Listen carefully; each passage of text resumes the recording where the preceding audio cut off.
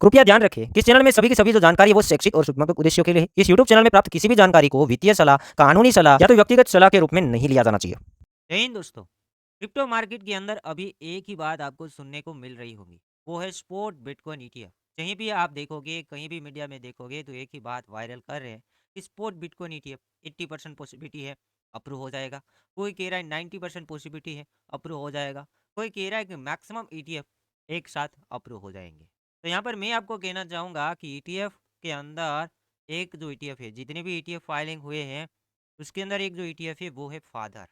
मतलब कौन है फादर, कब से ईटीएफ की बातें आना स्टार्ट हो गई, कब से मार्केट के अंदर ईटीएफ फाइलिंग होना स्टार्ट हो गया, किसने पहले कदम रखा था। उसके बाद छोटी मोटी सारी की सारी कंपनियां ईटीएफ फाइलिंग करना शुरू हो गई। हम बात करेंगे तो 2022 के अंदर ईटीएफ उतना ज्यादा मायने नहीं रहता था। उसके अंदर ईटीएफ फाइलिंग होते थे, futures ETF and sport bitcoin ETF filing होते थे।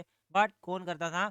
क्रिप्टो कंपनियां करती थी। बट एसेट मैनेजमेंट कंपनियां, अमेरिका की बड़ी बड़ी कंपनियां कब से ईटीएफ फाइलिंग करना स्टार्ट हो? यहाँ पर इसके आंसर के अंदर आता है कि जो फादर है, जितने भी ईटीएफ फाइलिंग हुए उसका जो फादर है ब्लैक रॉक, सबका फादर। बाकी सभी को आप बच्चे लोग मान सकते हैं, क्योंकि जब से ब्लैक रॉक ने फाइलिंग किया है उसके बाद छोटी मोटी हर एक कंपनियां ईटीएफ फाइलिंग करना शुरू की है। उससे पहले कोई भी ऐसी कंपनियां नहीं थी कि वो ईटीएफ के बारे में सोच रही थी या तो फाइलिंग कर रही थी। हाँ, क्रिप्टो की कंपनियां थी बट छोटी मोटी कंपनियां, और उसको एसएससी बार बार रिजेक्ट कर रहा था। इतना ज्यादा हाइप तब बढ़ना शुरू हुआ जब ब्लैक रॉक ने ईटीएफ को फाइलिंग किया। तो यहाँ पर हम ये भी कह सकते हैं कि जब तक ब्लैक रॉक का निर्णय नहीं आएगा तब तक कुछ नहीं हो सकता है, या तो किसी और कंपनी का निर्णय भी आया तो उतना ज्यादा मार्केट को फर्क भी नहीं पड़ सकता है। ऐसा भी यहाँ पर हम आंसर के अंदर बता सकते हैं। अब यहाँ पर ईटीएफ की बात करेंगे तो AR K invest, BlackRock, Bitwise, Invesco, windstorm tree, Valkyrie, warning, Fidelity जैसी कंपनियों ने स्पोर्ट बिटकॉइन ईटीएफ को फाइलिंग किया हुआ है।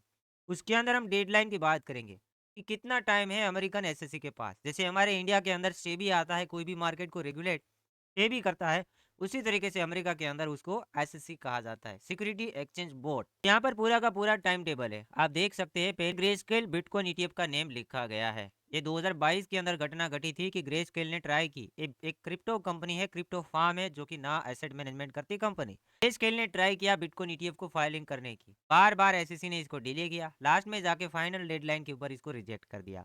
बट जब कदम रखता है I share bitcoin ETF, ICR bitcoin ETF मतलब कि ब्लैक रॉक ने कदम रखा।